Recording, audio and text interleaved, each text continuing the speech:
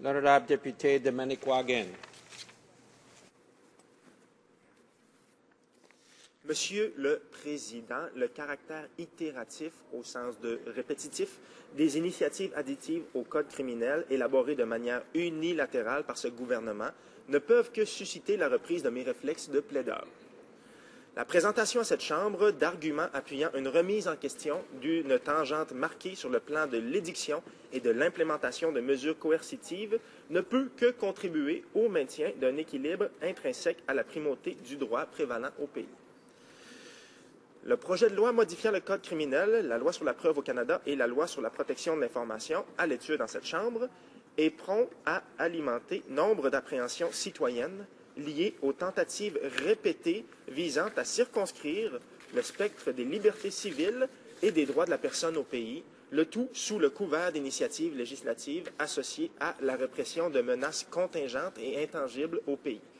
Maintenant, Monsieur le Président, j'insisterai sur le caractère hypothétique du terrorisme ici au pays. Je pense que mes collègues l'ont appuyé et ont abondé en ce sens, mais l'outil que l'on a à l'heure actuelle, le Code criminel, couvre déjà nombre d'incidences associées au terrorisme et ce que je constate ici, et selon toujours ma propre analyse, qui est tout de même éclairée après 6 années de pratique en droit, je vous dirais qu'on ouvre une boîte de Pandore en faisant de la délégation aveugle de pouvoirs discrétionnaires à des officiers, à des agents de la paix au final, qui pourront de manière unilatérale, on donne toujours dans l'unilatéral, qui pourront de manière unilatérale déterminer qui présente une menace à la sécurité du pays et à tout simplement procéder à des interrogatoires, à des gardes à vue tels qu'on l'appelle.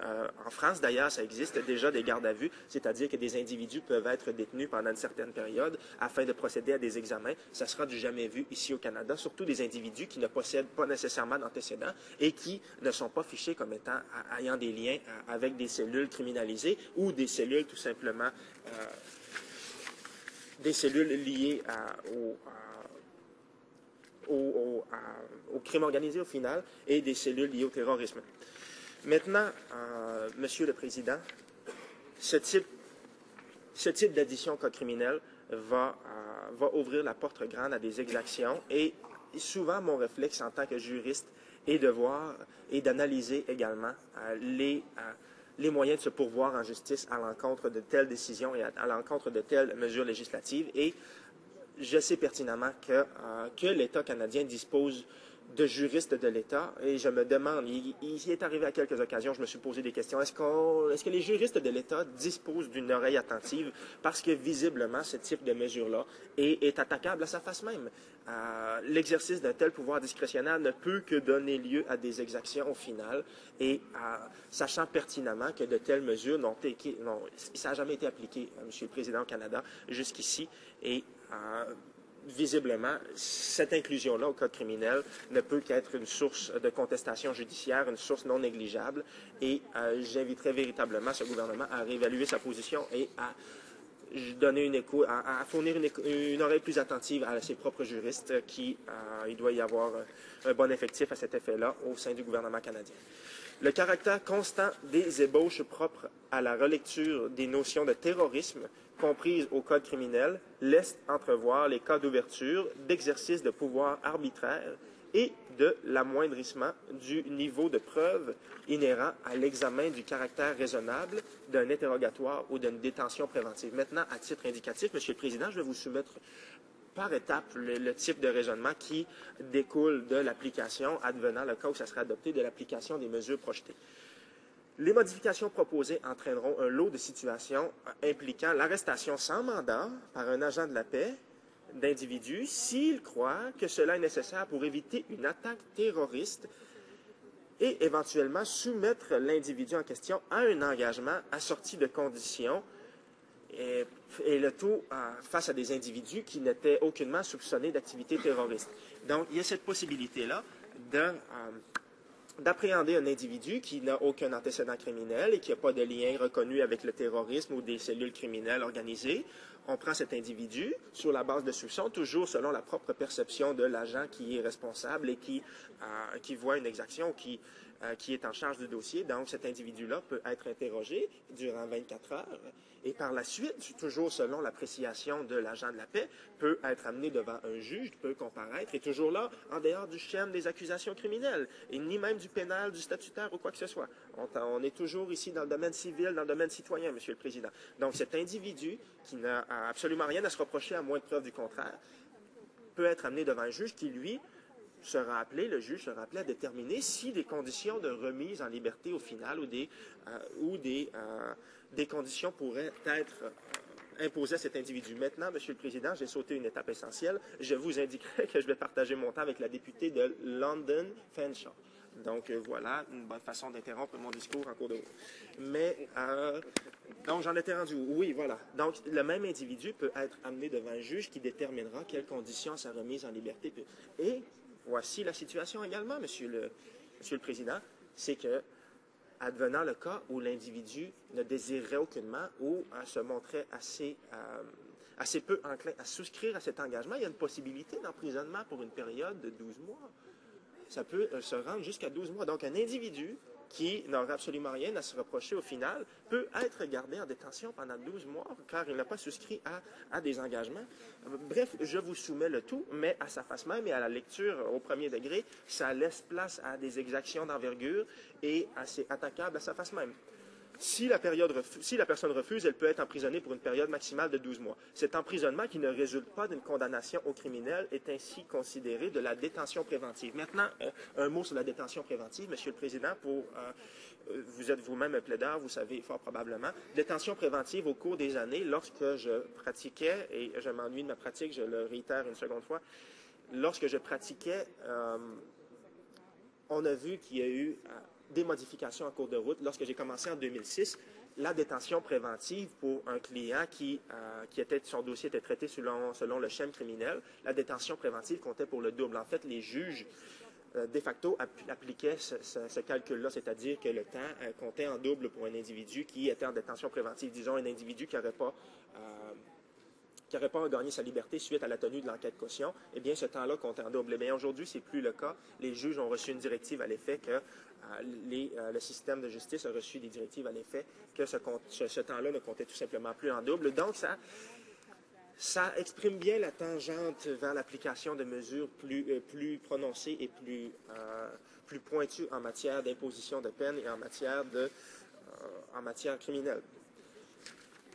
L'intention d'inclusion au Code de mesures de détention préventive pouvant atteindre 12 mois, associée à la non-observation de conditions prévues dans un engagement découlant d'une arrestation sans mandat effectuée en vue de la prévention d'un hypothétique acte terroriste, illustre parfaitement le caractère hautement discutable de l'approche conservatrice en matière de sécurité nationale. Maintenant, Monsieur le Président, comme je l'ai indiqué, mes réflexes de praticien sont toujours d'actualité et c'est la raison pour laquelle, moi, j'ai tout de suite vu une cause et une possibilité de se pourvoir en justice à l'encontre de l'adoption de telles mesures. D'ailleurs, lorsque je prodigue ma formation, lorsque je me déplace dans diverses réserves indiennes de communautés aborigènes au pays, je m'assure toujours de leur indiquer qu'il y ait cette possibilité pour le citoyen d'envisager les recours collectifs à l'encontre de décisions qui sont unilatérales et qui sont hautement péjoratives et hautement problématiques. Bref, j'invite souvent les citoyens à envisager cette avenue-là, ceux qui désireraient se pourvoir, compte tenu de la possibilité de thésauriser les capitaux et au final d'avoir une multitude de demandeurs dans un dossier, ce qui diminue le fardeau financier pour chacun des demandeurs, puisque lorsqu'on a quelques milliers de demandeurs, il y a une possibilité à ce moment-là d'obtenir des fonds substantiels et d'avoir recours à des spécialistes et d'avoir recours à des expertises qui autrement seraient difficilement atteignables pour un citoyen en sa qualité individuelle. Sur ce, je vois qu'il ne me reste qu'une minute. Je vous soumets le tout humblement. Questions et commentaires, questions and comments. L'honorable député de La Salle-Aymar. Merci, Monsieur le Président. Alors, j'aimerais remercier mon collègue pour son discours, toujours avec beaucoup d'attention que je porte à sa façon de présenter les choses et de voir les choses. Alors, j'aimerais qu'il me parle un peu, qu'il élabore un petit peu sur le fait que présentement, on a un projet de loi émanant du Sénat, OK? Émanant du Sénat. Alors, si c'est une priorité du gouvernement, je me demande pourquoi ça émane pas de la Chambre de communes, mais en tout cas, on va passer à d'autres choses. Mais également le fait que depuis plusieurs budgets successifs, on a réduit beaucoup les budgets des agences qui tiennent compte de la sécurité publique. Et un peu de parler un peu de cette disjonction-là entre le discours du gouvernement et les actions du gouvernement. L'honorable député de Manicouagan. Maintenant, je remercie ma collègue de sa question et j'indiquerai que, bien qu'il y ait eu une décentralisation, si on veut, ici, il y a de la délégation aveugle des paramètres d'évaluation du caractère de dangerosité et de la menace sur le plan du terrorisme. On a dévolu ça tout simplement. Si on s'en tient toujours à la lettre du projet de loi tel qu'il est présenté ici, c'est dévolu aux agents de la paix qui disposent d'une formation, mais qui sont tout de même limités, c'est des êtres humains par la force des choses, et cette dévolution de pouvoir à des individus peut laisser place à des exactions d'envergure telles que je l'ai indiqué. Donc, il serait préférable d'investir dans des organes qui sont mieux outillés, des organes étatiques, des organes sous la tutelle du gouvernement pour évaluer du caractère de dangerosité d'individus plutôt que de procéder de cette façon-là et d'ouvrir la boîte de Pandore. Je vous soumets tout. Questions et commentaires, questions and comments. The honourable member for Winnipeg North. Yes, thank you, Mr. Speaker. I want to go back to the issue of the investigative hearings. This is something in which, as I made reference to earlier, the Supreme Court did make a decision saying investigative hearings are in fact constitutional, given the very important issue of terrorism, that there are law enforcement officers that genuinely believe, and we heard that in the presentations at the committee stage, that this is a tool that they could actually use in order to be able to combat terrorism. My question to the member is, given his background in law, from what we understand, does he not see any merit at all? It would appear as if the NDP party do not support the concept of investigative hearings. I'm wondering if he could just provide a little bit more clarity as to what the NDP really do believe in regards to investigative hearings in order to assist law enforcement officers in combating terrorism. L'honorable député de Manicouagan. Je remercie mon confrère de sa question. Maintenant, pour ce qui est de la position du NPD, je vais me fier à ma propre position et ça n'engage que moi, à ma qualité individuelle. Je vous dirais que oui, les interrogatoires et les séances d'interrogatoire sont louables en soi et ça a déjà passé le test constitutionnel, comme mon confrère l'indiquait. Par contre, c'est les circonstances qui mènent à l'imposition de telles mesures aux individus qui peuvent laisser plus perplexes et qui laissent place à interprétation et qui laissent place, c'est un pouvoir discrétionnaire qui est trop grand à partir du moment où, comme je l'ai indiqué dans mon intervention, Monsieur le Président, à partir du moment, c'est se fier au jugement d'un seul individu, un seul agent de la paix qui peut déterminer à partir d'éléments qui sont plus ou moins factuels, à partir d'éléments qui sont plus ou moins documentés, d'individus sans antécédents, sans lien direct avec des cellules terroristes, des cellules criminalisées, il pourrait y avoir des exactions à partir de ce moment-là. Oui, des séances d'interrogatoire et la tenue d'audiences d'interrogation peuvent être au final louables, mais c'est toujours de la manière dont ça va s'observer sur le terrain et les circonstances et les critères qui vont mener ultimement à l'imposition de ces mesures-là aux individus qui sont questionnables. Voilà. Questions and comments, questions et commentaires. The honourable member for Timmins James Bay. Very short. We don't have much time. Thank you, Mr. Speaker. I have been many years in this House hearing the same arguments put forward, that these are necessary and they'll only catch bad guys. So if we strip citizens of basic due process, it'll all help.